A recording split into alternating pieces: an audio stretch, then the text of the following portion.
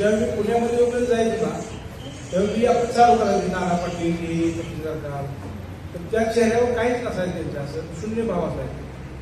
मला शिड यायची अशी आपण एवढं आता शिवाला माहिती आहे, म्हणजे आम्ही काही लोकांना बोलून वगैरे सांगायचो, पण काही त्यांचा दोषच तो नसायचा. कारण का आपल्याला जे माहिती आहे ते समोरच्याला माहीत असते असंच नाही.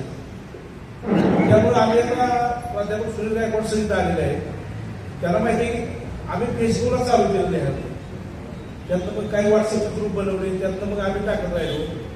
खरं तर म्हणजे आपण एवढी म्हणजे शिक्षण व्यवस्था किंवा दादा म्हणाल तशी की या व्यवस्थेत बदल केला पाहिजे.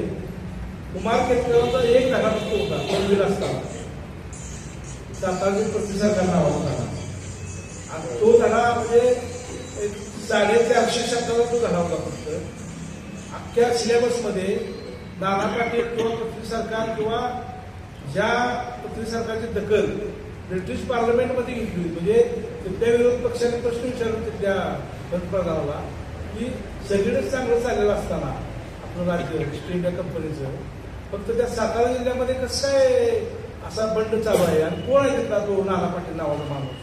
आणि त्याही पुढे जाऊन सांगतो की रामश्याम आणि आकाराम ही लोक आता इतिहासाला फारशी माहीत नाही, पण कुंडलगावचे रामलाल, आकाराम पवार आणि कॅप्टन रामचंद्र पवार यांच्या संदर्भात सुद्धा प्रश्न तिथं ब्रिटिश पार्लमेंटमध्ये विचारले गेले.